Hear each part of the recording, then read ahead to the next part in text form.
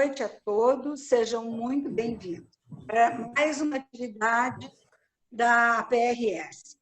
Bom, como a Ana Paula já disse, eu sou Neuza Canidini Lucyon, eu sou médica, psiquiatra, psicanalista e professora do CELG Cipoa.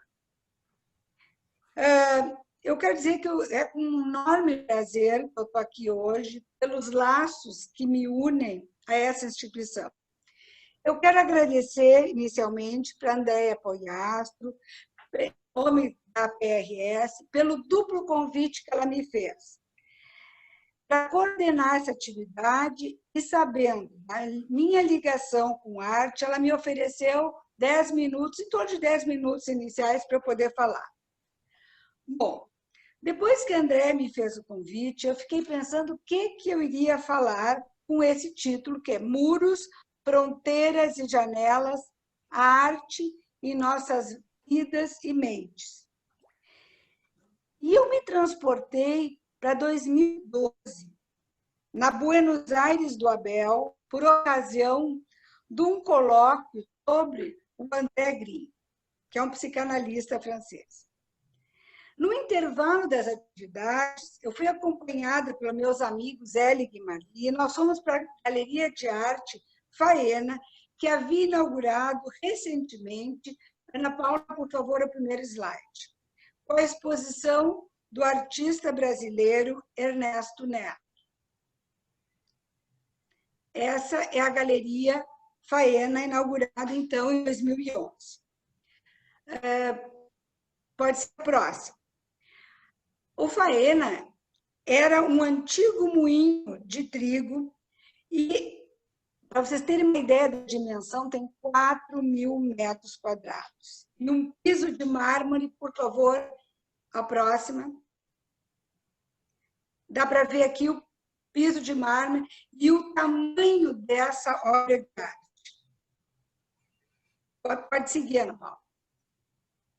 Aqui nós estamos vendo, essas são fotografias, imagens que eu tirei da internet, mas é isso mesmo. E podem já ver que tem pessoas caminhando dentro da obra. Eu não sei se o Abel viu a exposição ou se a Tereza conhece, porque ela esteve depois no Rio de Janeiro, na Estação Leopoldina. A gente é convidado a entrar nessa obra. Pode mostrar a próxima. E caminhar.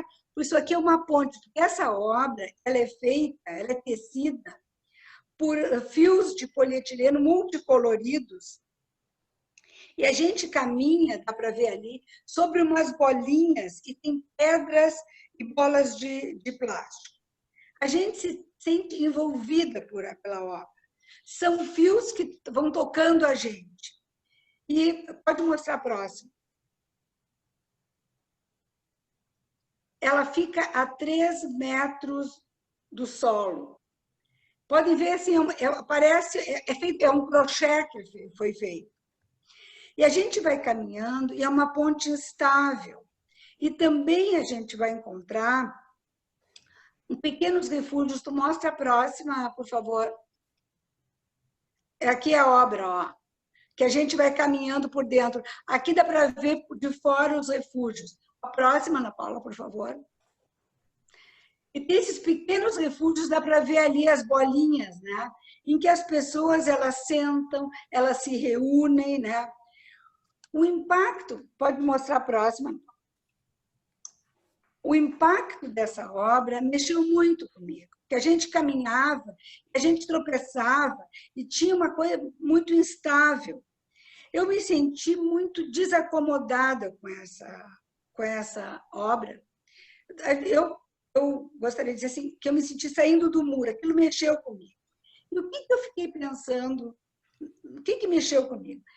Me remeteu à questão das incertezas. Escancarou a questão das incertezas da vida, não é? De poder suportar o que a vida vai nos apresentando, nos agarrando com o que a gente pode se agarrar, tecendo conexões possíveis, cair, se levantar. Bom, eu logo associo com a questão clínica também. Que a gente tem que lidar com o paciente com as incertezas, caminhos, o percurso que vai e volta, a gente cai, levanta, seguir, enfim, as quedas. Bom, eu acho que o próximo, que eu acho que encerra, Ana Paula. E o título da obra, então, é O Bicho Suspenso na Paisagem, e esse é o Ernesto Neto. Atrás tem essa teia de crochê tecido. Pronto, Ana Paula? Bom, eu fiquei pensando, mas por que eu me lembrei, por que veio à minha mente 2012? Ernesto Neto, eu já tinha visto um trabalho dele, mas não é um artista assim que eu acompanho, ou que me impacta, que mexe comigo, que tem outros artistas que no momento assim estão mais presentes dentro de mim. E eu fiquei pensando, e a conexão que eu fiz, assim, voltando um olhar para dentro, foi que era uma atividade da PRS. O André Green é um psicanalista, um autor que ele tem um impacto muito forte na minha vida. Ele mudou a forma de eu pensar, de eu trabalhar. Eu estudo o André Green praticamente há 20 anos. Então, é uma marca que ficou muito dentro de mim. Assim como é a PRS, que tanto a Bel quanto a Teresa não sabem, mas a PRS eu tenho uma ligação muito forte com ela, de toda a vida. Eu pensei também, Buenos Aires, o Abel vai participar de Buenos Aires. Pensei na Teresa, a Teresa me lembrei, a Teresa dos pôsteres que ela fez para as nossas jornadas, eu me lembro um dos livros empilhados, e também me lembrei da exposição que eu assisti dos anagramas lá na Bolsa de Arte, em 2014. E eu também pensei assim, isso é um olhar para fora. Eu pensei no duplo limite, também um olhar para dentro. O olhar para fora, que eu pensei, é que nunca, né, para mim, na história, acho que está correto, na história da humanidade, o mundo inteiro está vivendo ao mesmo tempo uma situação de tantas incertezas. A gente não sabe se a gente vai estar vivo, não é? Então, eu acho que essa lembrança dessa exposição, que foi algo muito forte para mim, e espero e penso que vocês, vendo a grandiosidade da obra, possa ter transmitido isso que eu vivi. Eu acho que tudo isso tem a ver com essa questão do de dentro e o de fora. Bom, e como é que é a minha vida? A arte, porque está ali, né, no título, a vida. A arte é algo que sempre esteve presente na minha vida, na construção do que me constituiu. E eu vou dizer para vocês, assim como a desacomodação. Eu outro dia assisti um crítico de arte dizendo, que é uma expressão parece que conhecida, mas eu não tinha ouvido ainda, que os museus, eu vou acrescentar as galerias, são as catedrais de antigamente. E aquilo me tocou, porque para mim é assim, tem uma coisa, não sei se de sublime, eu adoro ir a museu e galeria, né? Eu adoro. E tem uma coisa assim de ser lado sagrado, eu não saberia dizer, mas é um outro estado de espírito quando eu entro numa galeria e quando eu contato. Quando eu vou nesses lugares, eu olho a obra, eu vou para olhar a obra. Eu olho a obra, se ela me toca, o que eu sinto, o que ela me remete. Depois eu vou ver o título. E depois, em geral, eu vou ler o que está escrito. Por quê? Porque, para mim, o título, a leitura, tem uma coisa de síntese, de fechar, do muro. Eu gosto de sair do muro, gosto de cruzar as fronteiras, de janelas que se abrem. Como foi esse movimento que eu estou contando que eu fiz para vocês? E, bom, depois que eu, enfim, pensei o que eu ia dizer aqui, eu me dei conta que eu vi aquela exposição, mas eu não tinha, que eu me lembre, lido nada a respeito do Ernesto Neto e dessa obra tão impactante. E aí, bem, para hoje, eu fui ler algumas coisas. Eu li, e até ouvi um vídeo do Ernesto Neto dizendo que, para ele, andar dentro da obra traz lembranças da floresta, né? Bom, até lá no título Paisagem, que remete a ele a questão da simbiose entre o ser humano e o planeta Terra. Então, como é que é a obra de arte para mim? Ela me faz sair do meu muro, eu cruzar fronteiras e abrir as janelas que têm a ver com a minha história, com o que eu estou vivendo no momento. Algo muito pessoal. O Ernesto Neto fez uma leitura da obra dele que está bem, que ele fala isso, está ali presente também. Mas, para mim, naquele momento, eu vou dizer, hoje, eu ter trazido esta obra, me abriu outras janelas diferentes do que foi para o Ernesto Neto, e certamente para cada um de vocês que viu essas imagens ou que esteve lá presente na exposição. Então, para mim, tem tudo isso, né? Essa obra de arte, ligando com esse momento, né? É a questão das incertezas, do apoio, dos fios que a gente usa, do acolhimento, né? Isso, para mim, então, a arte me faz sair do meu muro, me desacomoda, me faz pensar, criar outras coisas, mexe comigo, me reposiciona e constitui meu eu. Bom, era isso que eu tinha para dizer, para iniciar, e agora nós passamos para o Abel Mário Feinstein. Eu ia dizer que o Abel, também me lembrei do Abel, que ele teve em 2011 num congresso aqui, foi nosso convidado, né? Congresso da PRS. Então, estamos todos realmente em casa. O Abel, então, é médico, psiquiatra, psicanalista, membro titular com funções didáticas da Associação Psicanalítica Argentina. Abel, é contigo. Muchas gracias, Neusa. Buenas noches a todos. Es un placer estar con ustedes otra vez, como dijo Neusa, después de tantos años. Tengo muchos amigos en Porto Alegre que aprovecho a saludar, en San Pablo, en Río, y es un gusto poder compartir estas inquietudes con ustedes. Voy a poner unas láminas para acompañar mi presentación. Bien. Cuando me invitaron a hablar con ustedes, pensé que era una oportunidad para hablar de algo que hace rato que tenía ganas de pensar con colegas y con amigos, a partir de una exposición que tuve oportunidad de ver en el 2018 en Bolonia. Era una exposición en el Palazzo Belloni en Bolonia que tenía el nombre The Wall. Era una exposición de múltiples disciplinas que giraban alrededor de la idea del muro. Y es algo que en ese momento me produjo mucha impresión, digamos, tener la oportunidad de verlo, porque me parecía que era muy hermoso cómo estaba armada la exposición, el concepto de la exposición, pero que también era muy interesante para pensar en relación con el muro psicológico, con el muro que puede estar en la cabeza de cada uno de nosotros, dentro de nuestras cabezas o en relación con la realidad.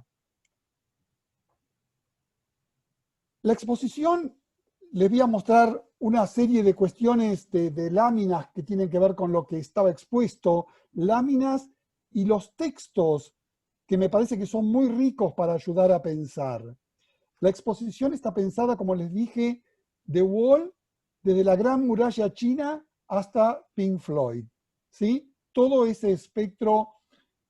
Y como les dije, me parecía muy útil para pensar en relación con una idea de Jorge García Badaraco, que quizá ustedes conocen, los que son psiquiatras, que es un profesor de psiquiatría aquí en Buenos Aires, maestro de muchos de nosotros, cuyo último trabajo, que yo tuve la oportunidad de presentar por él en Chicago, porque él ya estaba enfermo, en el Congreso de Chicago, era acerca de lo que él llamó las mentes cerradas. Y me pareció, cuando vi esa exposición de The Wall, que era muy interesante articular con la idea de los muros que pueden cerrar la mente. Les voy a mostrar una serie de láminas que tienen que ver con esto de la exposición, ¿no? Maquiavelo escribía que las fortalezas son más dañinas que útiles y que las construimos para defenderlos contra los enemigos o contra ciertas asignaturas, pero que si las construimos contra enemigos, él pensaba que son innecesarias, pero que si las construimos contra ciertas asignaturas, contra ciertas ideas, son dañinas. Por otro lado, Gramsci escribía que su práctica consiste en que si tú golpeas la cabeza contra el muro, se te rompe la cabeza, no el muro. Esto me parece que es muy importante para los que trabajamos en esto. Me interesa este enfoque de un psicoanalista o del psicoanálisis trabajando en el límite, digamos, tomando la idea de Trías, de Eugenio Trías, del hombre como límite en el mundo de Wittgenstein, donde Trías trabaja la idea de que el límite no es un lugar insalvable, no es un muro insalvable, sino que es una puerta de doble cara, el lugar de la frontera entre lo que puede decirse y lo que solo puede mostrarse, entre el saber y la creencia. Esto nos hace pensar a muchos psicoanalistas que es útil trabajar en el límite entre el psicoanálisis, por ejemplo, y el arte, que es lo que estamos haciendo hoy, pero no para aplicar el psicoanálisis al arte, sino para poder usar esa interfase entre el psicoanálisis y el arte para enriquecer nuestra práctica, en este caso nuestra práctica clínica. Esa exposición que les digo de Bolonia, me parecía que estaba organizada de acuerdo a lo que hoy en día sabemos acerca de las ideas de Aby Warburg, que seguramente muchos de ustedes conocen, acerca de las imágenes y la memoria.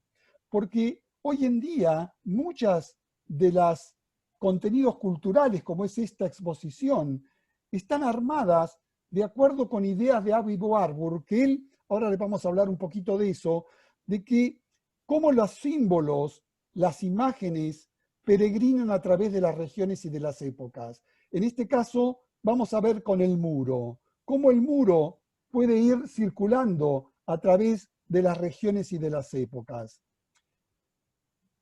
Esto tiene que ver con la memoria, tiene que ver con las imágenes, y cómo las imágenes, la tensión entre imágenes, que muchas veces son disonantes, son como contrapuestas, esa tensión puede sugerir y ocultar cosas. El poder de las imágenes en relación con la memoria, con el poder sugerir y ocultar cosas, es de lo que nos vamos a ocupar ahora. Esto es de una exposición de Aby Warburg que hubo aquí en Buenos Aires hace poco, de un entendido en Aby Warburg que es José Emilio Burucúa. Esto es unas ideas de una colega y amiga, Victoria Corín, que algunos de ustedes conocen, que ella me sugería pensar las imágenes y el tiempo. O sea, vamos a ver cómo las imágenes perduran más allá de su propio tiempo, cómo van cambiando los muros a través del tiempo, qué implica la supervivencia de las imágenes.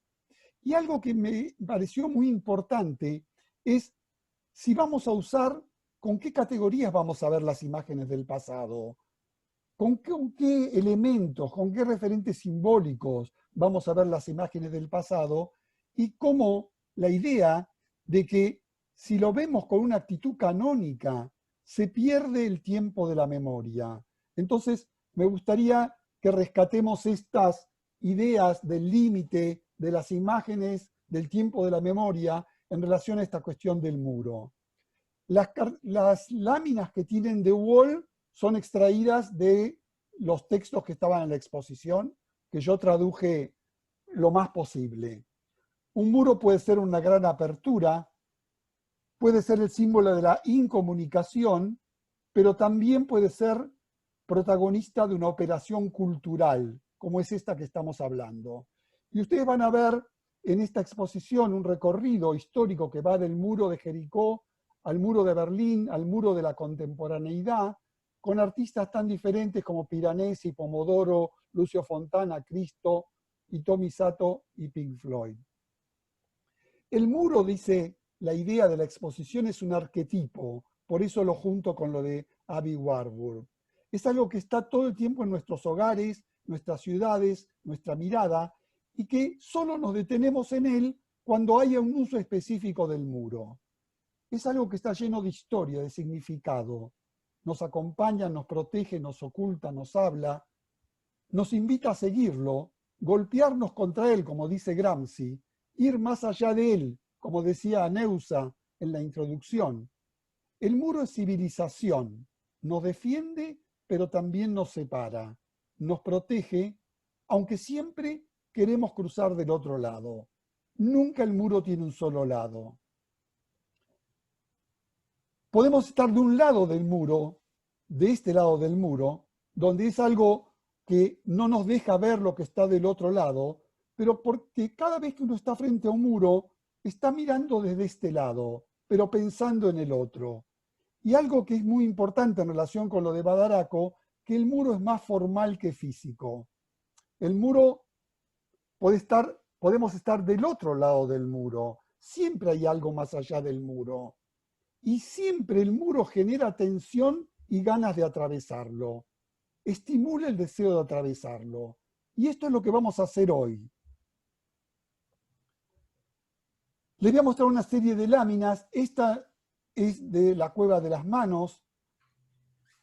Esta es del muro de Jericó, 8000 años antes de Cristo. La Cueva de las Manos es unos 7000 años antes de Cristo. El famoso muro de los lamentos de Jerusalén. Porque los muros vienen desde los principios de la humanidad.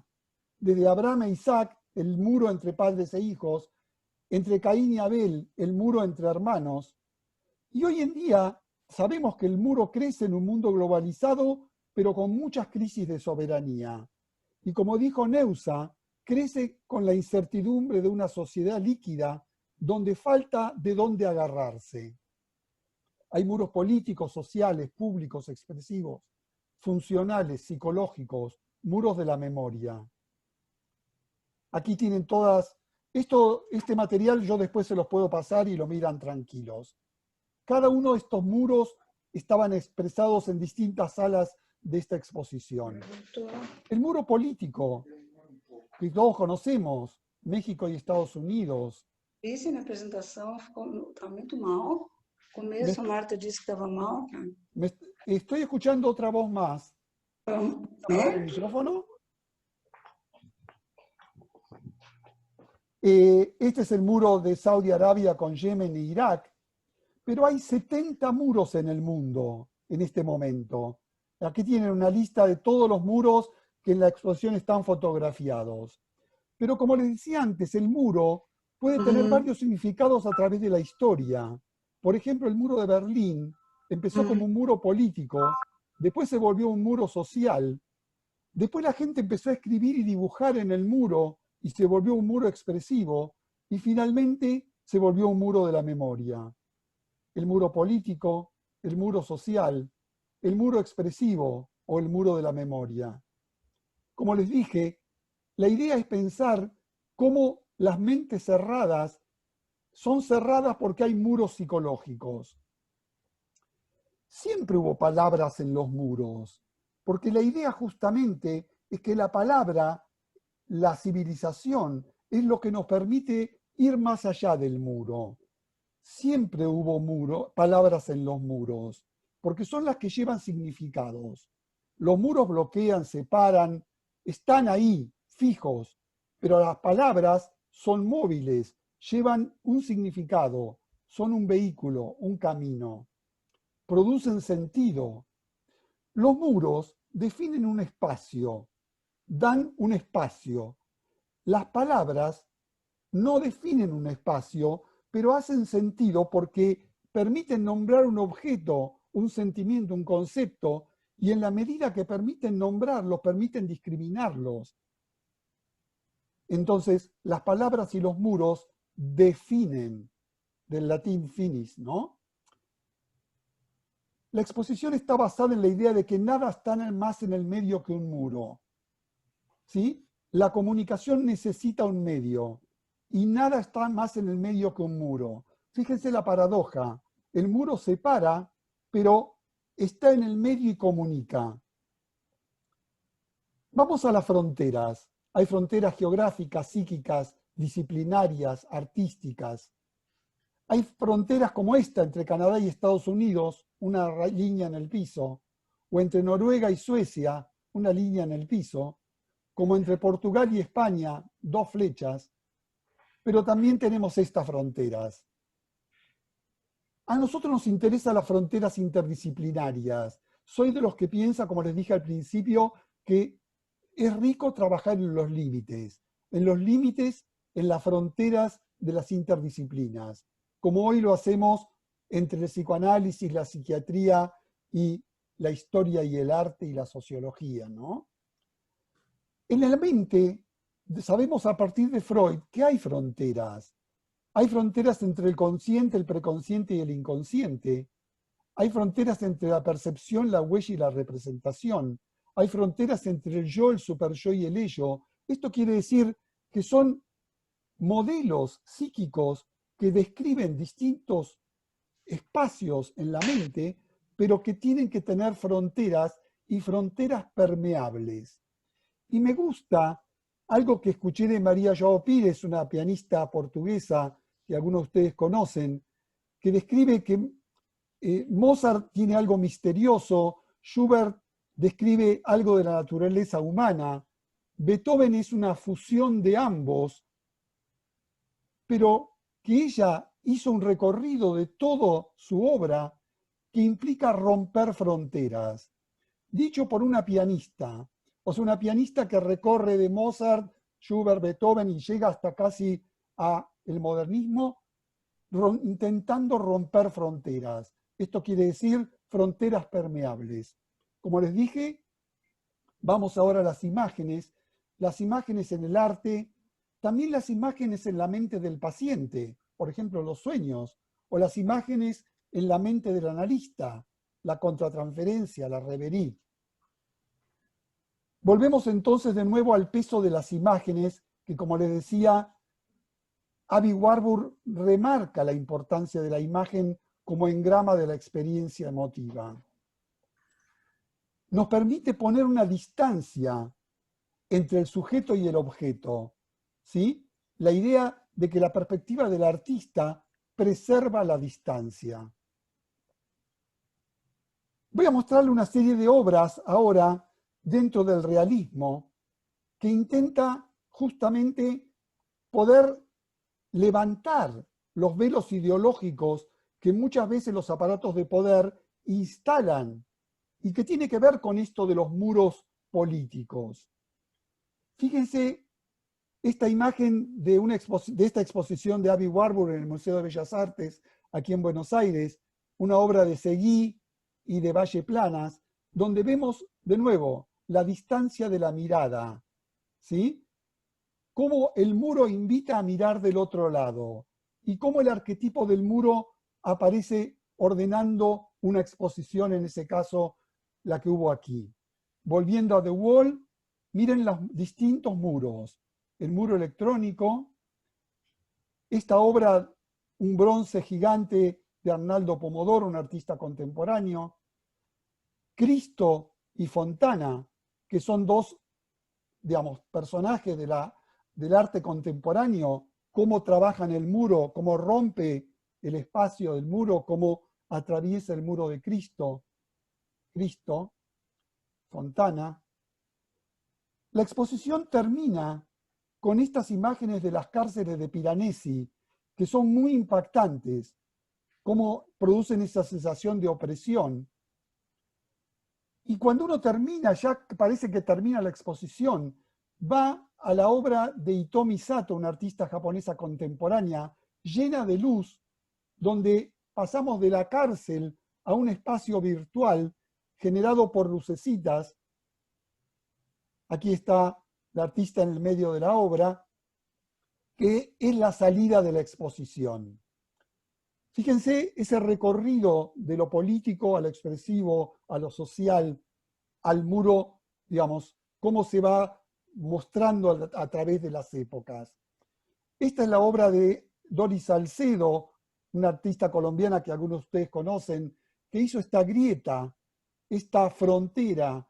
Esto no es un muro, pero funciona como una frontera, como una grieta, que ella lo hizo para denunciar la exclusión de los inmigrantes. Esta es una versión pequeña que después hizo en Nueva York, la otra era de la Tate Modern. Y por último tenemos el muro en el cine, que ustedes conocen, la pantalla del cine, cómo Woody Allen rompió la pantalla en Rosa Púrpura del Cairo, y películas famosas, icónicas, como The Wall de Pink Floyd, de Alan Parker, y la de Laurent Levy, El otro hijo, y la de Yang Zimu de La Gran Muralla. Hay muchísimas más que están en el libro. Para terminar, vamos a La mente cerrada. La mente cerrada, decía Jorge García Badaraco, es una mente que se organiza para defenderse del impacto emocional que genera el encuentro con el otro. Y entonces queremos saber, necesitamos saber por qué las mentes se cierran, porque queremos tratar de que se puedan abrir. La idea es que la mente cerrada capta el significado de lo que se escucha, pero anula lo vivencial que rodea a ese significado en una mente abierta.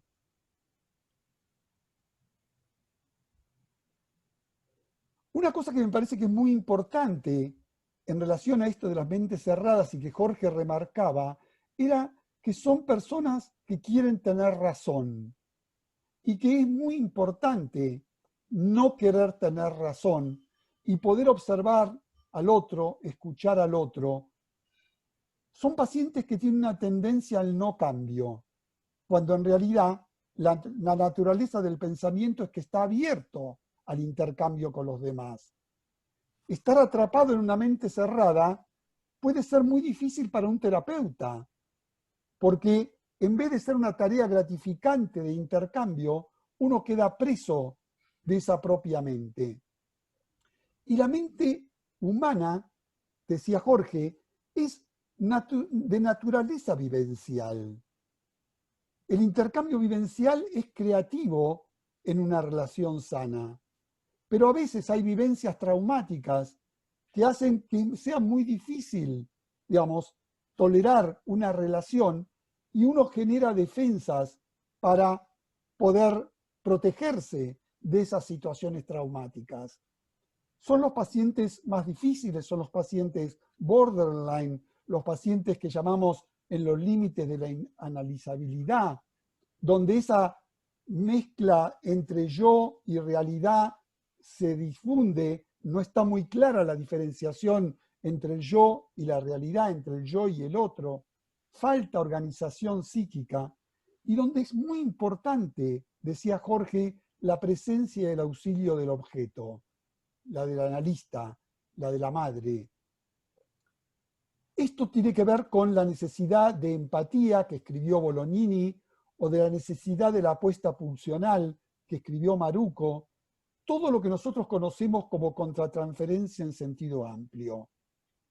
La idea es evitar la sobrecarga traumática que genera, digamos, generada por la insatisfacción de la ausencia. ¿Por qué? Porque, como decía Neusa al principio, Green nos habló de cómo la sobrecarga traumática se excluye en el cuerpo o en la acción. Por último, esto no tiene que ver solo con personas. A veces también las instituciones y las sociedades, digamos, se cierran. Y esto me parece que es muy importante porque las personas que se tienen que ocupar de eso tienen que poder tener mentes abiertas para que puedan conducir las instituciones o las sociedades de una manera que no sea encerrándolas. Lo último, esta es una cita de Marguerite Yourcenar, la conocen: la vida rápidamente impone límites que toman el lugar de aquellos de los que nos liberamos. Lo que sea que hagas o donde sea que vayas, levantamos muros alrededor nuestro, primero como protección y después inmediatamente como prisión. Estos son los autores del libro de todas estas cosas que yo leí, y esto es muy obrigado. Muchas gracias.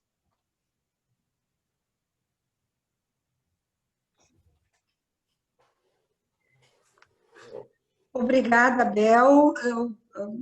Maravilhoso o teu percorrido sobre a questão dos muros em várias áreas e dos muros das prisões e da importância dos muros e também de romper os muros. Muito impactante a tua apresentação, muito rica. Eu quero pedir desculpas porque faltou luz aqui e eu saí fora uns minutos. Bom, nós já está aberto para as pessoas que quiserem fazer perguntas. Nós vamos agora passar para a apresentação da Tereza. Eu vou apresentar a Tereza Poester, é uma artista visual, professora aposentada do Instituto de Artes da Universidade Federal do Rio Grande do Sul, doutora pela Universidade de Paris, Sorbonne. Tereza. A Tereza vai falar sobre a outra parte do título, porque o Abel falou sobre os muros e a Tereza vai falar sobre fronteiras e janelas, certo? Então tá. Pessoal, nós temos mais ou menos até 10h15, 10h30 para poder a nossa atividade. Começamos um pouquinho depois. Tereza. Tá bom. Bom, eu queria agradecer o convite ao Flávio, à Associação Psicanalítica, e dizer que é uma alegria muito grande e também uma responsabilidade agora falar depois da Neuza e depois dessa apresentação do Dr. Abel. Bom, eu estou muito contente de estar aqui, sempre é bom a gente conversar com pessoas de outras áreas, embora as nossas áreas eu acho que sejam muito afins, né? Porque eu acho que nesse momento de pandemia são duas atividades que propõem janelas. Esse tema, janelas, fronteiras da paisagem, janelas e grades, foi o tema da minha tese de doutorado, então é um tema que eu estudei um pouco na história da arte. Então eu vou procurar fazer um recorrido muito rápido, me foi dado aqui 20 minutos para falar, talvez eu vou procurar falar em 20 minutos. Tereza, tu tem em torno de 20 minutos, não te preocupe. Tá bem. Então, eu vou tentar fazer assim, primeiro começar fazendo uma ponte entre os muros, que o doutor Abel falou, e depois eu vou falar um pouquinho sobre a janela e sobre o meu trabalho muito rapidamente, tá bom? Eu vou fazer aqui, compartilhar a tela, tá? E aí depois a gente conversa. Aqui, partager. Então, é isso. Agora, para aí. Vocês estão vendo aí a tela aberta? Estão vendo bem? Estão vendo bem, Neuza? Sim, professora, pode continuar, está perfeito. Então, o muro e a janela como arte, a janela como uma possibilidade de saída desse muro, né? Aí, não estou conseguindo aqui passar o meu slide. O que está acontecendo? Agora sim. Bom, a janela, ela já é, por si só, uma fronteira, né? Uma fronteira tanto real como simbólica, né? Na arquitetura, a janela sempre teve um problema, assim, por tradição, a janela era uma fragilidade na arquitetura, tanto uma fragilidade na estrutura arquitetônica, quanto na questão da defesa. Então, a gente vai ver um pouquinho isso, e também a janela como fronteira, ela sempre foi muito trabalhada, tanto na literatura, na poesia, na música e muito na pintura, né? Quer dizer, quando a gente pensa, por exemplo, as mulheres do interior, as mulheres antigamente, dentro da literatura, a Emma Bovary, por exemplo, ela via o mundo através da janela, ela se comunicava com o mundo através da janela. Nas cidades pequenas, eu lembro, quando eu era criança em Bagé, as mulheres tinham até uma almofadinha para se debruçar na janela, e elas recebiam aquele mundo, aquelas mulheres antigas que não é aquela visão freudiana, né, da mulher que não, como é que eu vou dizer, que não recebe a cultura, né? O homem é que vai para o mundo, a mulher recebe a cultura dentro de casa e a janela é a fronteira entre o de dentro, o de fora, o público, o privado, né? Aquele mundo íntimo e o mundo do outro, mundo de fora, né? Então, essas janelas que hoje são cada vez mais e mais virtuais. Aqui nós temos um quadro do Rembrandt e depois nós vamos fazer um recorridozinho rápido na história da arte.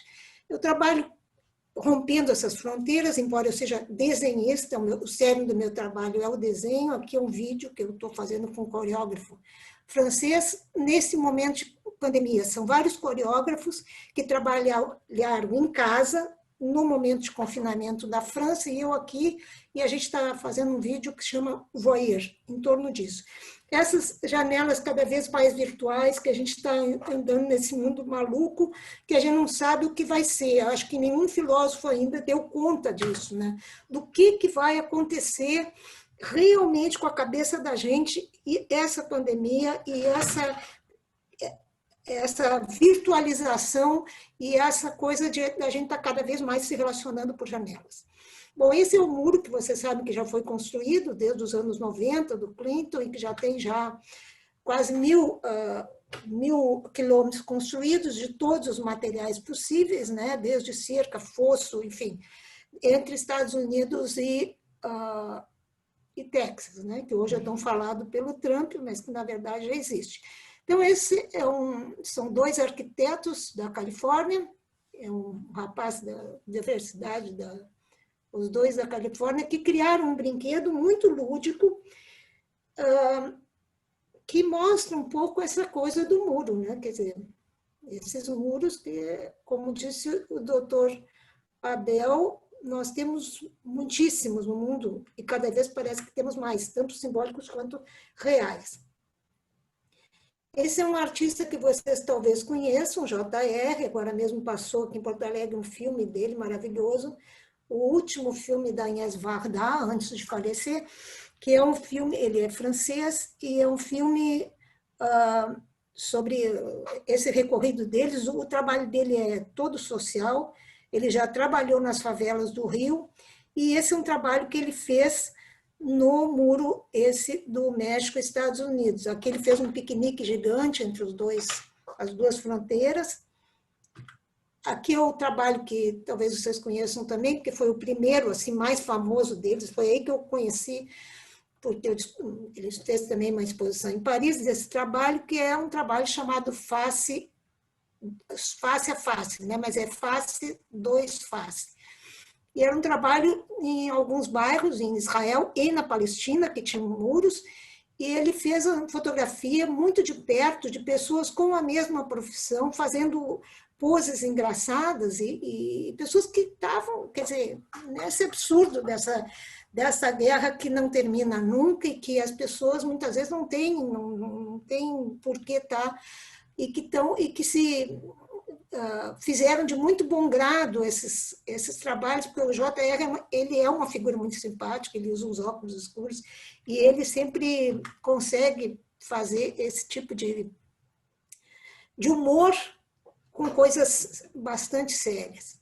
Bom, como eu dizia antes, essa fragilidade da janela dentro da arquitetura se nota muito nos castelos medievais. Aqui um castelo aqui em cima, que é o castelo do Gaillard, que é do Ricardo Coração de Leão, na Normandia, é perto de onde eu moro, lá na França, então eu conheço bem esse castelo, e ele tem, como muitos castelos medievais, aqui embaixo, à esquerda, à direita, desculpa, ele tem esse tipo de janela em diagonal, que é uma janela de defesa. Quando as flechas entram aí, elas não pegam, porque ela pega na parede, porque ela é em diagonal. Então, ela cumpre essa função de defesa. Então, ela não fragiliza a questão da defesa, mas ela é...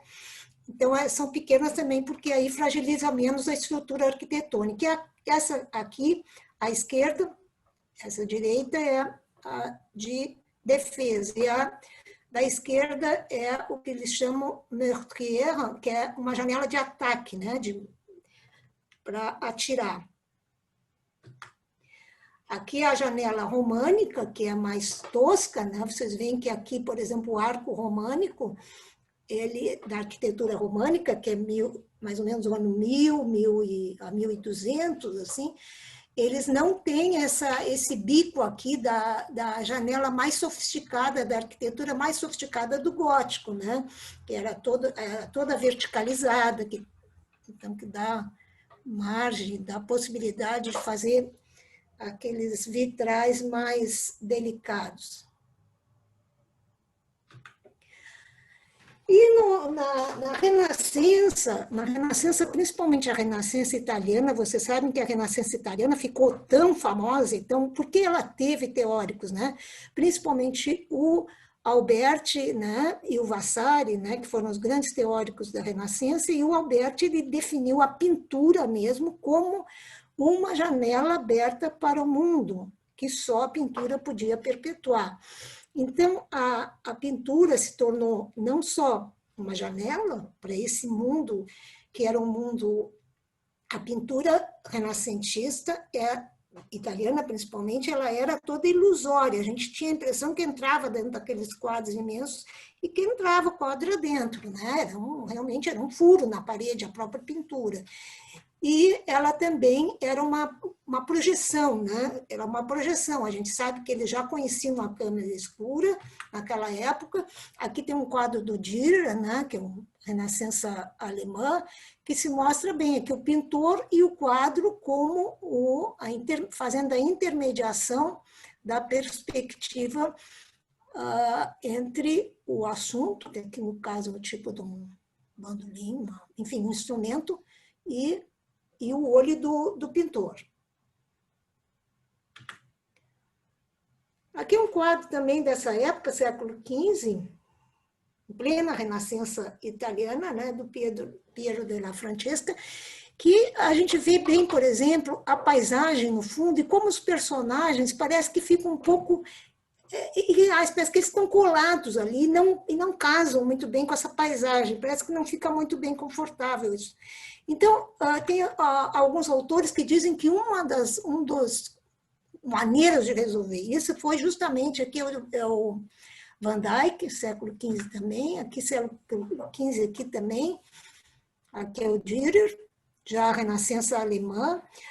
Uma das maneiras de resolver essa questão da paisagem e do personagem, porque eles sabiam resolver melhor o primeiro plano, porque aqui eles colocavam a perspectiva linear, e a paisagem não tanto. Então, uma das maneiras deles resolverem isso era justamente uma janela, porque aí eles enquadravam a paisagem, e outra função é que essa janela, ela situava o personagem. Será que aqui no caso é o retrato do velho com o menino, será que ele vive numa cidade, no campo, em que época e tal? Então, a paisagem na janela também enquadrava, e ela servia como uma espécie de furo.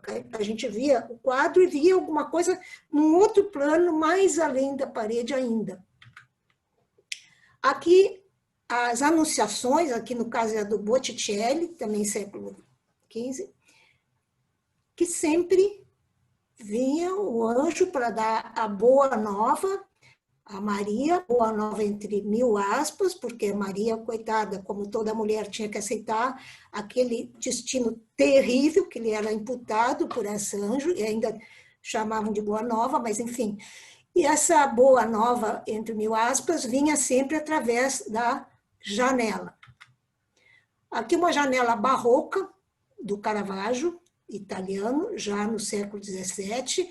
Vocês veem que a luz é completamente diferente, é como se tivesse um abajur no quadro e essa diagonal que dá uma dramaticidade que é típica do barroco.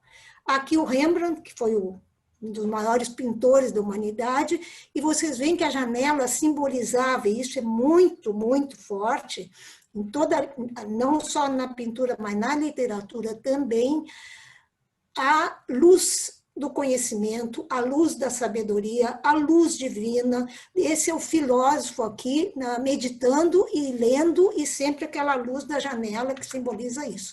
Aqui à esquerda, a mesma coisa, o filósofo ali lendo com a janela. E aqui a mulher dele, a Sake, lendo com a janela de fundo. Vocês veem que esse desenho parece feito ontem, porque como os desenhos eram esboços, então os desenhos eram muito mais vivos, espontâneos e frescos que a pintura. Aqui na mesma época, também na Holanda, vocês veem que é um barroco completamente diferente, calvinista, ordenado, o Vermeer. É a janela, mas de um outro jeito, muito diferente. O Vermeer, ele fez escola. O Rembrandt ficou sozinho, teve um destino bem mais trágico. Aqui, 2 séculos depois, Bonnard, um outro tipo de pintura já quase impressionista, um pouquinho depois, pós-impressionista francês. Aqui, já no século XX, Magritte, rompendo o espaço do quadro janela lá do Alberti, que a gente falou, aquele quadro que é uma janela para o mundo, e rompendo isso, o Magritte, embora seja considerado surrealista, ele é mais do que tudo um pintor conceitual. Aqui a janela do Duchamp, que é um handmade, né? Que o Duchamp, você sabe, ele fez aquele ato inaugural de colocar enfim, coisas prontas, né? Um mictório, enfim, no museu, e aqui ele pega uma janela e coloca como uma janela real.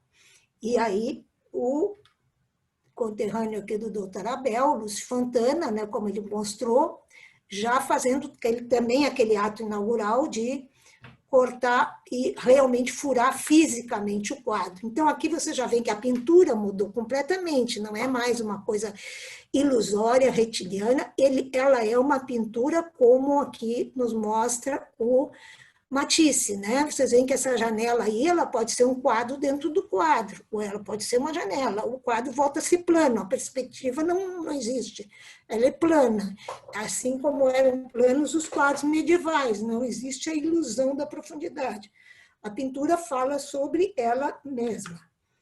E aqui, eu não podia deixar de falar do Edward Hopper, embora não seja nem meu pintor favorito, mas enfim, ele é um pintor que tem muito a ver com cinema e está sendo muito falado agora nessa pandemia, porque ele trabalhou muito com a ideia de janela, de solidão urbana, enfim, desses cenários que vocês conhecem, porque ele é muito conhecido e está sendo muito falado agora.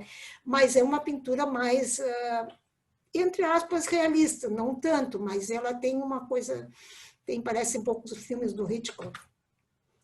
E aqui eu vou falar um pouquinho do meu trabalho muito rapidamente, porque não vai ter tempo mesmo, e o meu trabalho ele extrapola todas essas fronteiras. Hoje eu trabalho aqui eu trabalhava com pintura, mas hoje eu trabalho com vídeo, eu trabalho com coletivos, eu tenho um trabalho coletivo também, com performance, com desenho como cerne, mas com um livro de artista, com muitas coisas, né? Como essa exposição que a Neuza mencionou, que é uma exposição grande, que tinha vídeo, e hoje eu estou fazendo uma exposição aqui na URGS, que fechou, que era uma exposição grande, que vai sair um livro aqui e tal, que tinha uma performance política chamada Até que Meus Dedos Sangrem, e que tem essa ideia de fusão eu trabalho muito com coreógrafos e com músicos, né? Fazendo músicas para vídeos meus e coisas muito, eu estou muito nessa coisa do vídeo agora.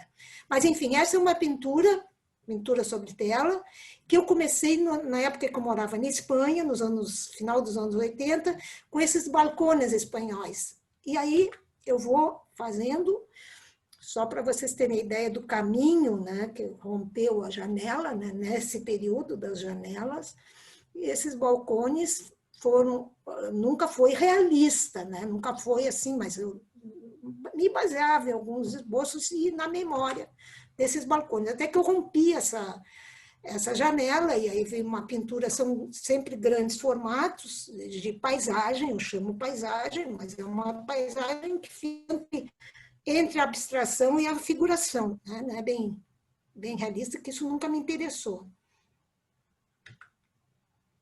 Essa é uma paisagem ainda, que eu ainda chamo paisagem. Aí eu começo essa paisagem a se estratificar em vários espaços, né? Como se fosse prosa e poesia, assim, várias estrofes, né? E aí começa o período das janelas, também com umas persianas ali. E aí cada vez ela vai se compartimentando, até que ela vai se tornando uma coisa que eu vou chamar de grades. Essas janelas ainda, e vão se compartimentando cada vez mais, até que elas se tornam grades. Aqui são desenhos, vista de Paris. Eu morava num arranha-céu ali na Praça Italy, que eu via o Panteão, aquelas ogivas, aquela coisa toda. Então, esses são desenhos, né? Desenhos de grafite e tal. E essas grades foram me aprisionando de uma tal maneira que isso aí é imenso, deve ter quase 2 metros por 2 metros. E aquilo foi me aprisionando, que eu pensei, meu Deus do céu, estou obsessiva, compulsiva, maluca, não vou sair daqui nunca. E eu pensei, estou aqui, daqui eu não saio mais. E aí eu estava fazendo a minha tese, eu olhava para a janela, eu passava meus fins de semana no lugar onde eu moro hoje, que é um lugar no campo, perto de Paris, mas no campo. E eu olhava, assim, naquela tese terrível, né? E olhava os Jardins de Irani, que é um lugar onde eu trabalhei, onde morou o Pissarro, trabalhei muitos anos no ateliê dele e tal. E aí, olhando da janela, eu comecei a fazer esses jardins assim, meio de memória, meio olhando, e isso me libertou. Esse foi realmente minha liberdade, não é? Pode ser piegas, mas foi real. Na verdade, foi real. Então, aí tem toda uma teoria, né? Claro, em cima, quer dizer, eu trabalho com a linha colorida, que a linha, muitas vezes, do desenho, ela dispensa a cor. Eu trabalho com um desenho hoje que não é um desenho de contorno. Aí tem toda uma teoria em cima, é um desenho mais de textura, como isso, né? Um desenho que não fecha uma forma. Então, tem uma relação com alguns artistas contemporâneos. O desenho, a abstração da pintura, ela vem da paisagem, isso é alguma coisa que eu tento mostrar com a minha tese, e os desenhistas não... É muito difícil um desenhista contemporâneo que seja abstrato, então eu queria ir por esses caminhos um pouco não tão navegados, vamos dizer assim, né? Então, a janela, de certa maneira, me salvou nesse sentido, que eu saí das grades. Então, basicamente é isso, não quero me estender para a gente conversar.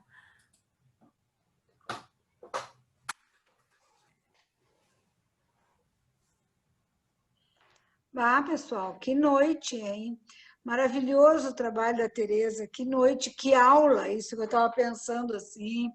E também, como eu acho assim que a minha introdução, o que o Abel falou, que a Tereza tem uma confluência, né, da questão das janelas, dos muros, do aprisionamento, da liberdade, eu achei assim que, enfim, tem muitas coisas em comum.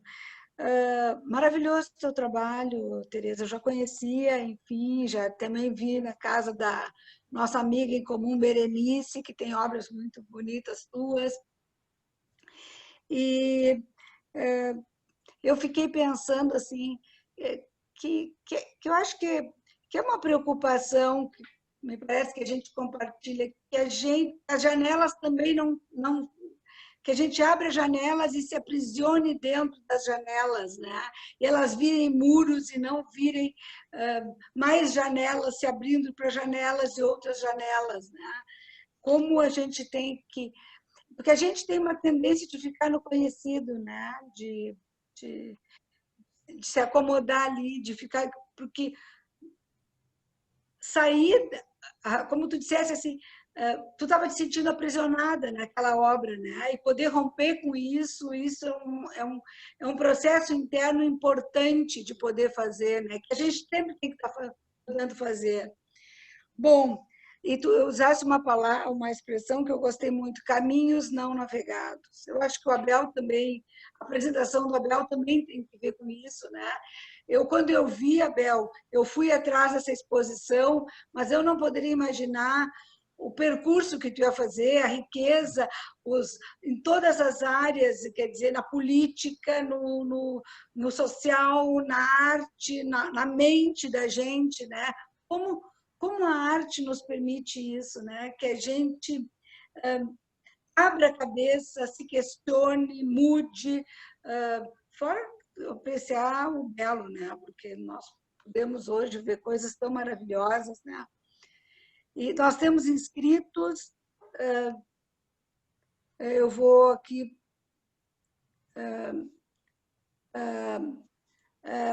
a Clarice, vamos ver quem é que tem alguma pergunta. A Clarice Kovacs, parabéns à PRS, apresentadores, maravilha de noite. Obrigada, Clarice, concordo. O Flávio, queria agradecer em nome da PRS essa belíssima noite que vocês três nos proporcionam. A Suzana Fortes, parabéns. Eu vou ver se tem alguma pergunta aqui. Aqui, ó. Tá.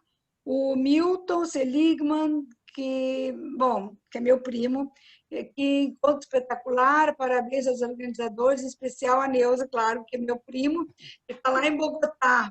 Prisioneiro em Bogotá há 6 meses por causa da quarentena. O que está salvando é que está com as netas e o filho, e a nora, e a mulher. A Jussara fez uma pergunta. Ao doutor Abel, me pareceu que seu conceito de muro tem muita semelhança com o conceito de cesura de Bion. O senhor concordaria? Grande abraço a todos, excelentes apresentações, obrigado. Abel. Sí, sí. ¿Deu para entender, Abel? Falei muito ligeiro. Sí, no, está perfecto. Está perfecto. Bueno, muchas gracias. Sí, estoy de acuerdo. Me parece que, digamos, uno puede pensar el concepto de cesura, digamos, en ese sentido, ¿no? Me quedé pensando en lo que decía Teresa de las ventanas.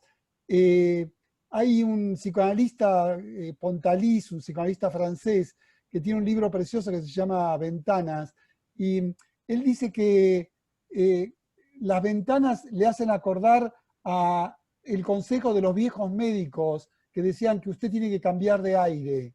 Entonces que, digamos, las ventanas, esto que contaba Teresa, ¿no? Que cuando estaba obsesiva con todo así cerrado, si hubiera ido a un médico, le hubiera dicho cambie de aire y abrió la ventana, ¿no? Abrió, digamos, la janela para poder como salir. Pero otra cosa que me parece que es importante, que yo lo vi en esto de Pontalis, es que Teresa quizá nos puede decir mejor, que la mayoría de las personas que miran ventanas en el arte han sido las mujeres, que hay muy pocas pinturas de hombres mirando por la ventana, y que quizá esto tiene que ver con el muro, digamos, del género, ¿no? Parece que, según Pontalis, que los hombres están más siempre en el balcón, ¿no? Como que están más afuera y que las mujeres quedan como mirando desde la ventana. Y que quizá tiene que ver con un muro ideológico, con el muro que impone, digamos, el tema de todo lo que es ahora los estudios sobre género, que me parece que tiene que ver con este muro mental, muro psicológico, y que, bueno, el arte lo refleja en este estereotipo de que la que mira por la ventana es la mujer, ¿no? Teresa? Eu acho que não é a arte que nos mostra isso. Eu acho que o que nos mostra isso é os modos, vamos dizer, de vida, né? Da nossa sociedade até mais ou menos meados do século XX. Quer dizer, todo o modelo, inclusive o modelo psicanalítico da mulher, aquela que fica em casa, e o homem é que vai, que traz a cultura e tudo isso, e que está na rua é o homem, a mulher, em geral, é aquela que vê o mundo pela janela, né? Então tem muito isso, sim. Muitas. Por exemplo, se a gente for ver os impressionistas e os pós-impressionistas ali do século XIX, pegadinhas ali com o impressionismo, eu mostrei uma só do Bonnard, mas eles trabalhavam muito com a janela, né? Por exemplo, o Monet, enfim, todos eles. Só o que o Matisse, que é pós-impressionista, fez de janela, o Matisse fez mais de 100, muito mais janelas. Eu tenho um texto até na internet que é Janelas na História da Arte, que saiu um livro sobre isso. Mas tem muitas e muitas janelas, e a maioria das janelas são mulheres. É muito raro, né? São esses homens na janela. E mesmo na literatura, né? Eu dei o exemplo da Emma Bovary, né? Mas, assim, tem muitos exemplos, né? Até a música do Chico, Carolina, que o tempo passou na janela e só Carolina não viu. É sempre uma mulher, é engraçado. Mas, na verdade, é muito social isso, assim, né? Eu vejo mais nesse sentido, né?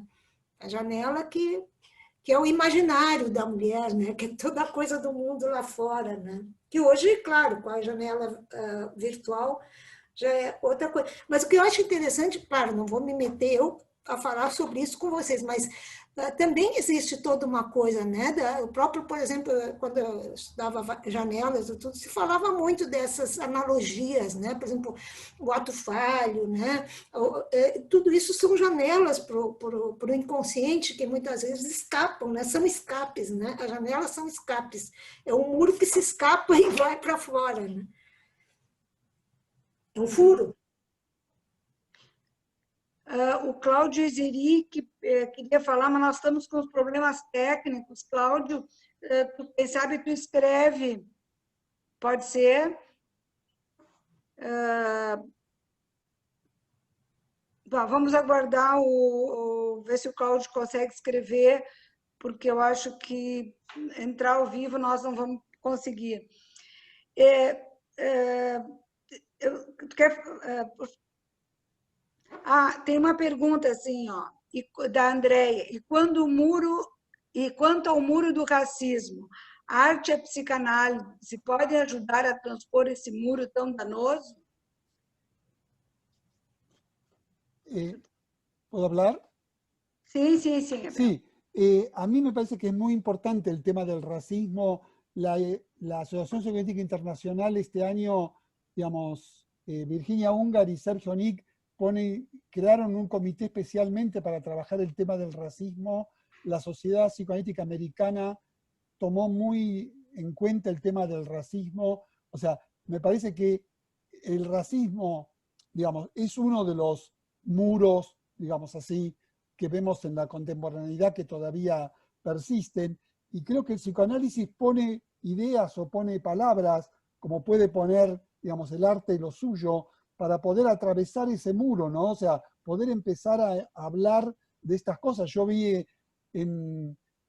hace poco en Nueva York, ahora no me acuerdo, una obra maravillosa de una primera exposición de una artista afroamericana, que ahora les voy a buscar el nombre, que ahora no recuerdo, pero todo el arte, digamos, afroamericano que por muchos años estuvo postergado. Entonces, creo que todos podemos, en el psicoanálisis, en el arte, podemos atravesar el muro del racismo, ¿no? Porque es una desgracia en nuestro tiempo. Agora, na Bienal do Mercosul, por exemplo, havia um viés muito forte, né? E não digo todos, mas a grande maioria eram mulheres, e a grande maioria eram mulheres afro-brasileiras ou latino-americanas, né? Então, isso é importante a representação, né? A representação dos negros no cinema, né? E tudo isso é muito importante que haja, né? Agora, também a gente não pode esquecer que o racismo, ele não é um preconceito, né? Ele não é um preconceito. O racismo é um crime. Então, ele tem que ser tratado não como um preconceito. Ele tem que ser tratado como crime. E ele é um crime, né? Assim como a homofobia, ou enfim, mas o racismo é um crime. Vamos deixar de chamar o racismo preconceito. Ele está longe de ser. Então, ele tem que ser criminalizado. Ele tem que ser punido. E isso, eu acho que é muito importante que seja entendido. De acuerdo. Tenho aqui a pergunta do Cláudio, só para complementar. O que me chamou a atenção, eu tive em novembro em Nova York, eu vi nas galerias de arte ali no Chelsea, muitas obras de artistas negros, muitas obras de arte colocando essa questão do racismo, sabe? Eu acho que é um tema que ultrapassou os muros, sabe? Está sendo falado e tal. E dentro disso eu queria... uma coisa que a Teresa falou, que eu me lembrei sobre janelas, Eu vi o James Turrell, tu sabes quem é? O James Turrell. Não sei se tu conhece, Abel, o James Turrell. Sí, sí, conozco, Enfim, sí, sí. maravilhoso. Eu tô apaixonada pelo James Turrell. Sí. E tem no PS1, uma primeira vez que eu vi no PS1, tinha um teto que parecia uma janela, que era para o céu. E eu fiquei um tempo enorme lá, eu não sabia se aquilo era um vidro ou era obra. E a obra dele é uma obra que mexe muito com a gente, porque eu tive a oportunidade de assistir aquela no Guggenheim, que toda o inteiro, não sei se vocês, todo o Guggenheim estava lá, as pessoas deitadas, aquele centro lá do Guggenheim, e a gente olhando aquelas luzes que se modificavam, me lembra muito assim, né, Abel? O que a gente faz, o detalhe, a nuance. Eu acho que isso, para quem tem janelas, para quem não fica aprisionado nos muros ou na janela, ou muro, uma janela como um muro, pode perceber outras coisas, nesses pequenos detalhes, as coisas mudando. Aquilo remete, eu acho que a gente, para muitas coisas da vida. Eu quero ler o que o Cláudio escreveu. Olha, eu vou dizer para vocês aqui que vamos ver se... Aqui. Estamos com... não, para um pouquinho. Só me dê um minutinho aqui. Parabéns, queridos Abel, Inês e Tereza. Excelente passeio pela história da arte. Me lembrei de Marguerite Yourcenar, o texto o tempo todo, esse grande escultor...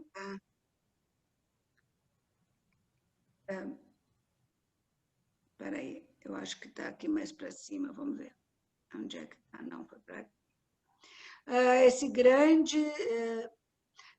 Pensam de como o tempo vai esculpindo, construindo e derrubando muros, abrindo novas janelas para a mente cerrada e nos ajudando a olhar para dentro e para fora nesses tempos pandêmicos. Ele faltou uma parte da... Eu vou ver se eu consigo... É que ele é incrível, ele não obedece. A gente não obedece a gente. Vamos ver se eu consigo. Vamos ver aqui, vou devagarinho aqui. Vamos ver.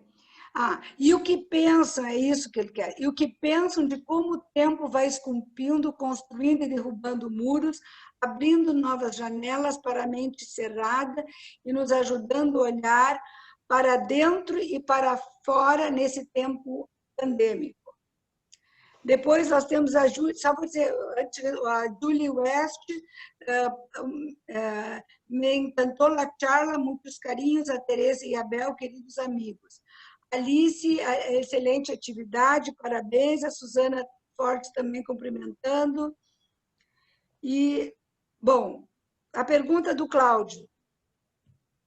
Querem que eu repita ou não precisa? Sim, por favor. Tá. De como o tempo vai esculpindo, construindo e derrubando muros, abrindo novas janelas para a mente cerrada e nos ajudando a olhar para dentro e para fora nesses tempos pandêmicos. Gracias, un abrazo para Claudio y a Alice. A mí me parece que es importante esto de las ventanas para adentro, ¿no? Porque uno siempre imagina las ventanas para afuera. Teresa creo que fue bastante explícita en que las ventanas son para adentro y para afuera, ¿no? A ella misma, cómo abría sus ventanas, digamos, en la cabeza, le permitían salirse de las cosas más obsesivas. Entonces, digo, me parece que es importante rescatar esto que dice Claudio, que las ventanas permiten atravesar, digamos, esos muros que tenemos en nuestras propias mentes y que, por eso yo decía, es muy importante el concepto de permeabilidad de la mente. O sea, que lo inconsciente y lo consciente, digamos, tiene que haber permeabilidad, tiene que haber una posibilidad de interactuar entre, digamos, lo consciente y lo inconsciente, y que el análisis de alguna manera pone en acto esa posibilidad de infiltrar. Hay ¿cómo se llama? Manoni, que justamente dice que la efectividad de una interpretación de un psicoanalista es cuando está infiltrada del proceso primario del psicoanalista, y que por eso las interpretaciones que surgen de la contratransferencia son como las más efectivas. Me parece que esta idea de lo permeable hacia adentro en el paciente y en el analista es muy, muy importante, ¿no?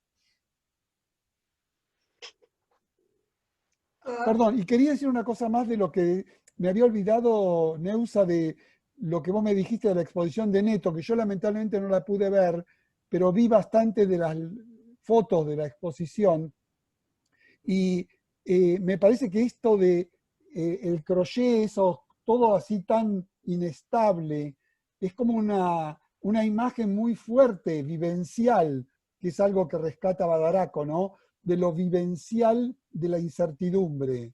Uno camina, hay puentes, pero todo es como se mueve, ¿no? Y me parece que ese efecto está muy logrado, ¿no? La gente caminaba por aí sacudindo-se, não? É exatamente isso que eu quis falar, Abel. É o que ficou para mim, isso foi em 2012, até hoje, eu tenho essa sensação disso, das incertezas, da instabilidade da vida, era uma coisa assim que tu não tinha como, quer dizer, não tinha. Até tempo que uma pessoa que eu conheço foi ver a exposição e disse que horror, o que era aquilo, não era nada, mas então, assim, mentes cerradas. Se tu tem uma mente aberta, aquilo serve para tu abrir janelas, né? E abrir janelas para dentro e para fora, né? Porque tem outra pergunta aqui falando disso, até a Jussara falou aqui que ela gostou da mente fechada do Badaraco, parece algo muito presente no nosso tempo atual, quarentenados fechados. A Tereza, Não, é que eu gostaria de falar sobre isso, por exemplo, será que o tempo, eu entendi essa pergunta, né? Será que o tempo vai nos abrir, vai nos ajudar a ver saídas, vamos dizer, né? Resumidamente, eu entendi assim, né? Ou será que esse tempo que nós estamos vivendo agora vai ser um tempo que não vai... Eu não sei, eu tenho, às vezes, muito pessimismo, apesar de ser artista, apesar de ter esse privilégio de ser artista hoje no Brasil e de viver do meu trabalho, de poder estar sempre criando, porque eu sempre tenho trabalho, e isso me salva, né? Mas é a realidade do que está acontecendo. Eu sou muito pessimista do que está acontecendo no Brasil, porque nós estamos vivendo um vírus duplo, né? Vocês que são argentinos sabem disso, nós não tem como não falar disso. Nós estamos vivendo uma situação que não é só uma situação da epidemia, é uma situação nunca antes imaginada, onde existem pessoas dizendo que a Terra é plana, onde existem pessoas, um obscurantismo absurdo, que a gente jamais imaginaria, pré-medieval, uma coisa nunca imaginada, né? De alguém que é ministro e que vê o Cristo saindo da goiabeira, de alguém... Então, isso não tem como a gente não ser afetada por isso o dia inteiro. Eu tenho uma mãe que tem 94 anos e que está doente, ela vai ao médico todo dia porque ela está doente de ver na televisão o que a gente vê todos os dias. Então, nós não temos muito como ser otimistas, mas nós precisamos ver janelas, nós precisamos ser otimistas. Essa é a realidade. Essa é a realidade, nós não temos como não falar sobre isso em qualquer conversa possível. Sí, me parece que es muy importante. Yo coincido contigo, Teresa. Me parece que el oscurantismo, la discriminación, digamos, el maltrato de los aborígenes, o sea, todo lo que, digamos, vemos, esto que uno lee que pasa en Brasil, en la Argentina pasa de otra manera, la discriminación pasa por otros espacios, pero es algo que tenemos que denunciar, ¿no? Digamos, que tenemos que abrir una ventana, digamos, que deje ver estas cosas, y creo que cada uno hace lo que puede desde su lugar, ¿no? Nós temos que acreditar que são possíveis abrir essas ventanas, né? Tem mais uma É um prazer estar nessa atividade. Fiquei pensando no nosso Muro da Mauá, de Porto Alegre, construído há quase 80 anos, como proteção contra enchentes, que não ocorreram mais. Como as feiras do livro têm sido janelas para a aproximação com Guaíba através da cultura. Só para situar o Abel, em 42, nós tivemos uma enchente horrível em Porto Alegre. E construíram um muro, nunca mais teve enchente, mas o muro está lá. Até hoje temos o Muro da Mauá, e que está aí uma disputa com questões imobiliárias, enfim. Então, estamos falando de novo dos muros. Eu acho que é dentro até do que o Abel falou, né? E a Teresa também falou assim, quando o muro, quer dizer, a proteção se torna uma prisão, né? Como esse limite fica tênue, né? Entre a proteção e a prisão, né? Só para eu complementar isso que a Neuza falou, o Muro da Mauá é que dá uma das vistas mais bonitas do centro de Porto Alegre, que é para o nosso rio Guaíba, e nós somos privados dessa vista linda, e uma das bienais do Mercosul foi ali naqueles, vocês lembram, naqueles maravilhosos armazéns, e queriam criar um museu de arte contemporânea ali, que muito estranhamente incendiou. Mas o fato é que um amigo meu, Leandro Celister, que é um artista plástico daqui, ele, convidaram várias vezes artistas, eu inclusive já fui, para pintar esse muro. E um dos trabalhos mais interessantes foi um trabalho do Leandro, que ele pintou não sei quantos, dezenas e dezenas de metros do muro, com a vista que a gente veria atrás, do Guaíba. Então, como se o muro fosse transparente, a gente vê a vista real. Tem uma pergunta aqui, da Júlia Vaz, acho que se diz Vaz, né? A fotografia em espanhol se supõe que é para mirar afuera. E para mim es mirar afuera proyectando tu mundo interno. No es solo fotografar el afuera. Estoy de acuerdo. Vocês sabem que eu vi uma vez, fotografia é uma coisa que eu aprendi a gostar, porque era uma coisa nova, os muros, tá? Não era eu estava no meu muro, a fotografia estava fora. Mas eu vi uma vez, para dizer para a Júlia, uma exposição que era assim, eram 4 irmãs, fotografadas de 5 em 5 anos. Eu vi no MoMA. A fotografia era de fora, mas não sei se vocês chegaram a ver, mas tu viu de dentro, tu visse, Abel, essa exposição maravilhosa, tu viu de dentro das pessoas, elas se modificando de 5 em 5 anos, elas estavam, tu pensava, alguma coisa aconteceu na vida dessa pessoa, que ela está mal, essa pessoa está bem. É impactante aquela exposição, né? De como a fotografia mostrava o de dentro também, né? Abel. No, quería un abrazo a Julie Weiss, que hablamos con Teresa de Julie, digamos, una amiga, que encontramos una amiga en común. Sí, un abrazo, Julie. No, el tema de la fotografía la dejamos un poco de lado, ¿no? Porque me parece que el tema de la imagen fotográfica daría para hablar otras cosas, pero me gusta esta idea de que uno fotografía lo de afuera, pero está fotografiando algo de adentro, ¿no? Sí, sobretudo a tuya. Tem, deixa eu ver aqui o que mais tem.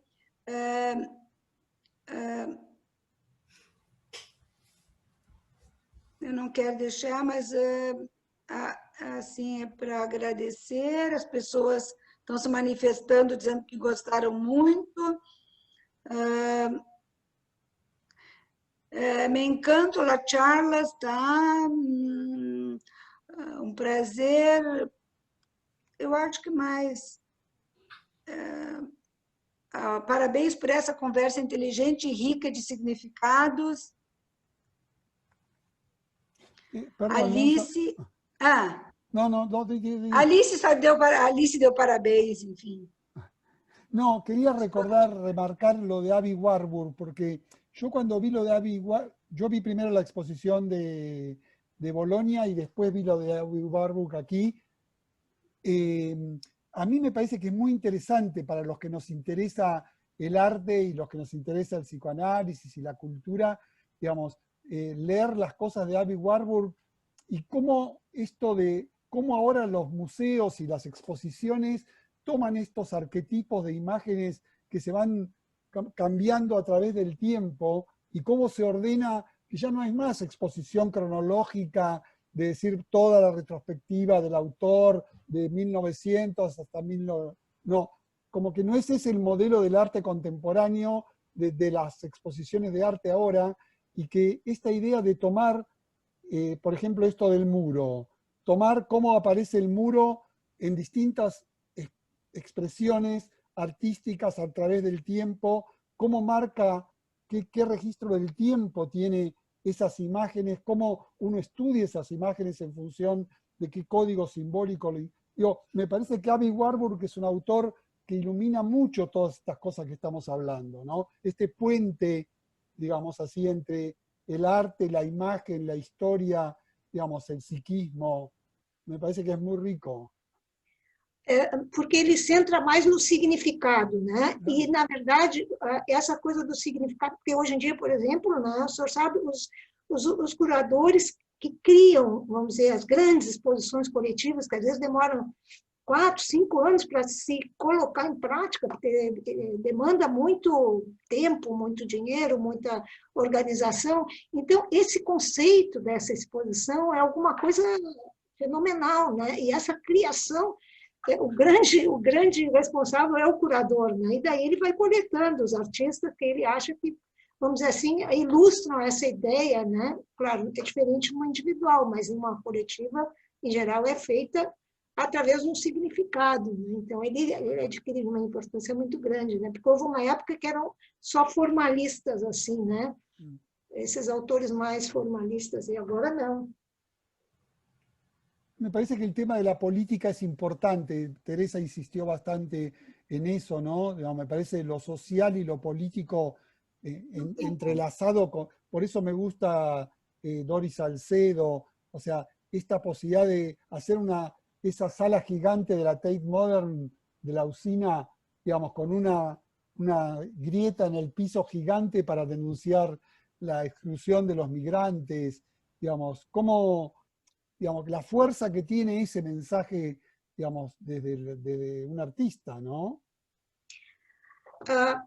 Eu creio que não, eu acho que não tem como não ter agora. Por exemplo, o meu trabalho não tinha essa coisa política, quer dizer, um pouco na época da ditadura, que eu ainda era muito jovem, mas eu tinha um pouco essa coisa de falar por metáforas e tal, mas assim com um certo humor trágico-cômico. Naquela época todo mundo falava por alegorias.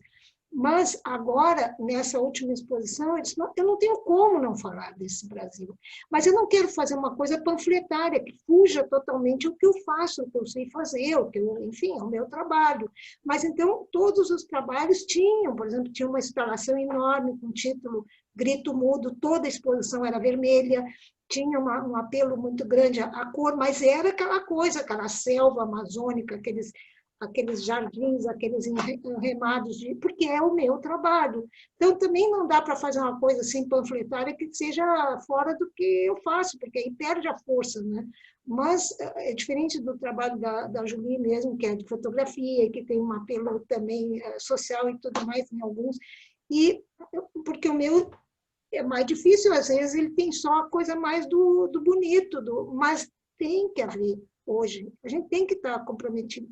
Eu acredito nisso, porque a arte não está separada, né, do que nós estamos vivendo, e o que nós estamos vivendo é inadmissível, é impensável, é qualquer coisa, né? Não dá para ficar alheio a isso.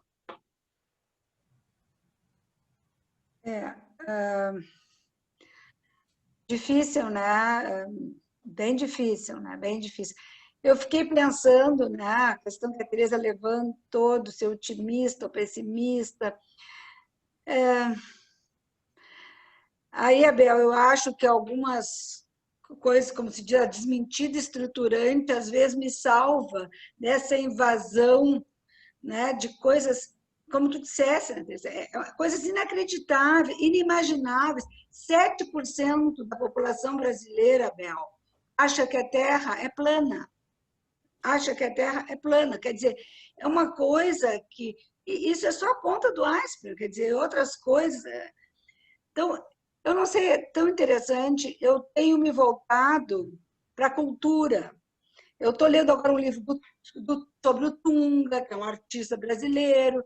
Quer dizer, assim, que fios que a gente, que eu acho que é a questão que o Ernesto Neto traz também, que fios que eu vou me agarrar para sobreviver, para passar por esse período tão instável, tão de quedas, porque as perspectivas não são boas. E no mundo, né? Não é... O Brasil, em primeiro lugar, quer dizer, está uma situação... Eu nem tenho adjetivos para dizer, porque outras questões, por exemplo, a gente falou do racismo, é comum, nós temos isso todo mundo, quer dizer, isso é um movimento que veio para ficar no mundo, é assim que eu penso, né? Isso foi um grande avanço que aconteceu nos últimos tempos, grande avanço, é assim que eu vejo. Não sei se vocês compartilham disso. Essa questão do racismo entrou mesmo. Acho que talvez o maior movimento assim, modificador, né? Para falar do nosso tempo de janela se abrindo, para mim é o racismo. Mas, ao mesmo tempo, o que eu acho estranho, eu também concordo contigo, mas ao mesmo tempo eu não tenho, sim, muita certeza de umas coisas. Por exemplo, antes a palavra racismo até parece que estava meio fora de moda, porque era tão absurdo falar, parecia que já estava tão superado, e de repente as pessoas começaram a não ter vergonha de se mostrar racistas. Sabe, de repente, há pouco tempo atrás, as pessoas começam a mostrar esse sentimento, sei lá o que é isso, esse crime, sem ter vergonha. Então, e outras aberrações desse tipo, né? Então, assim, eu não sei nem o que pensar. Tu sabe, Tereza, eu li o discurso do Prêmio Nobel, acho que em 2017. Ele tem um nome japonês, mas ele é inglês. E ele disse uma coisa que para mim fez muito sentido, não sei se é para vocês e para as pessoas que estão assistindo. Ele disse que depois da Segunda Guerra, os ideais, então, de justiça social e tal, preocupação com o social crescer, e que ele achava que todo mundo pensava assim, que ele se deu conta que ele vivia numa bolha, que ele e ao redor, eu me senti muito identificada, porque eu também achava que as pessoas não eram como elas são, que durante todo esse tempo foi feio tu dizer o que as pessoas dizem hoje, horrores, né? Não só do racismo, de outras coisas, o politicamente incorreto, assim, agressões, olha, agressões às pessoas pelas, como diria o Freud, pelas pequenas diferenças, né? É uma coisa assim, mas as pessoas são assim. E uma questão que eu tenho discutido, assim, um grupo de amigos, enfim, a gente tem discutido, é para a gente começar a se questionar, por exemplo, do nosso racismo, da nossa intolerância, porque só os outros, tem uns que são escancarados, mas é a nossa. E a nossa dificuldade de aceitar o outro, aceitar o diferente. Né? E eu não estou dizendo que o racismo, o negro, não é isso, mas o diferente. Abel. Sí, esto que decís me hace acordar una cosa que escribe Robert Walser, digamos, me lo pasó Alberto Cabral, un amigo, que la verdadera tolerancia es el entusiasmo por la diferencia. Ah, que lindo! Que no alcanza con ser... Repete, por favor. La verdadera tolerancia es el entusiasmo por la diferencia. Bárbaro, bárbaro. ¿No? A mí eso digamos, la verdad que le agradezco a Alberto que me lo haya hecho ver porque, digamos, para mí me deja claro porque ahora soy tolerante y después tenemos estos problemas, ¿no? Digamos, tenemos que aprender, digamos, en la IPA, Claudio Eiseric hablaba de cross-fertilization, ¿no?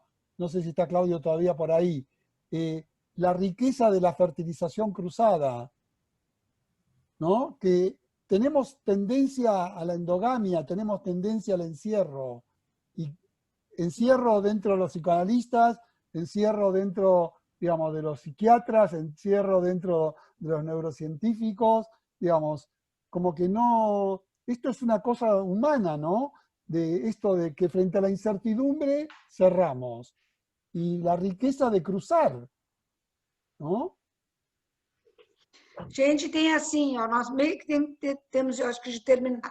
Uma pergunta, Tereza, como lhe foram sorrindo as últimas imagens das texturas? Pode dizer-nos algo a respeito? É o Jorge Canteiros. E depois tem o João Jordani, que diz, na história da arte, arte entre parênteses, vemos sempre renascimentos culturais após grandes guerras, pestes ou pandemias. Aguardemos coisas boas. Temos aí um otimista. João, muito obrigada. Tereza. Foi Jorge, perguntou, Jorge, né? Jorge. Bom, João, obrigada pelo otimismo. Vou acreditar que sim, tomara, vamos ver.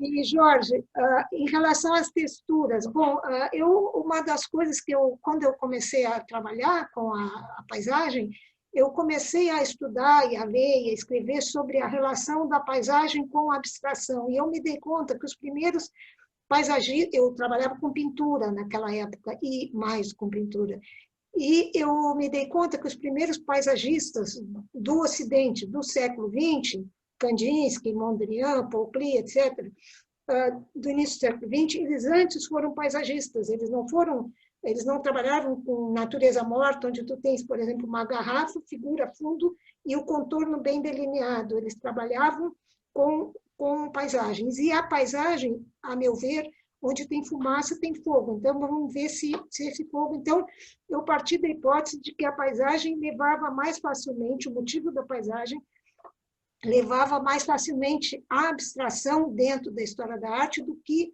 o motivo da natureza morta, do retrato, etc. Então, esses motivos clássicos, né? Então, eu fui começar a pesquisar por quê. E uma das coisas, por exemplo, aí a minha tese é toda nesse sentido, eu tento provar, vamos dizer, por que, como uma tese, antitese e sintese, né? Eu tento provar por que uma série de relações, vamos dizer assim, características desse motivo, tu não pode desenhar uma folhinha de uma árvore, tu tem que desenhar a textura da árvore, essa árvore se interpenetra com ventos, com intempéries, com luzes diferentes a cada momento do dia, ela não é uma coisa estagnada e sempre com a mesma luz, e figura fundo definido, contorno, etc. Então, esse trabalho sem contorno me fez perceber que poucos desenhistas, o desenho sempre na história da arte, ele era um estudo para arquitetura, para matemática, para pintura, para isso, para aquilo, para escultura, mas ele não era uma arte em si. Ele só começa a ser uma arte autônoma muito incipientemente no romantismo, com a valorização do autor, do esboço, etc., etc. Então, eu comecei a ver que aí está um caminho, como falou a Sandra, antes não navegado. Então, se não houve muitos artistas que trabalharam, eu vou por aí. Aí que eu vou. É aí que eu vou me meter o meu para ver o que dá. Então, eu disse, bom, então, já que nenhum desenhista foi, quer dizer, poucos desenhistas foram por aí, um deles foi Van Gogh, se vocês olharem o desenho do Van Gogh, que me interessa mais do que a pintura, ele é um desenho de pontos e de pequenos traços, ele não é um desenho de contorno. Peguem, por exemplo, e façam um detalhe no desenho do Van Gogh. Vocês veem que maravilha, uma coisa completamente abstrata e não tem contorno.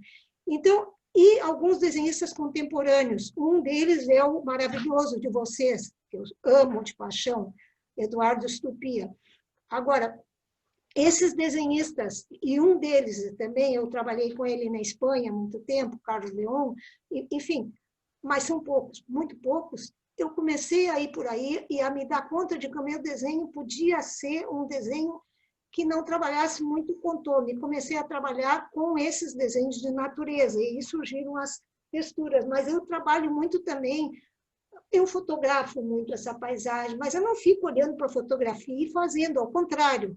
Eu desenho e muitas vezes eu fotografo aquilo que eu olho e me lembro meus desenhos, e não desenho a partir da fotografia. Eu fotografo a partir dos meus desenhos. É um processo um pouco contrário, mas enfim, foi por aí.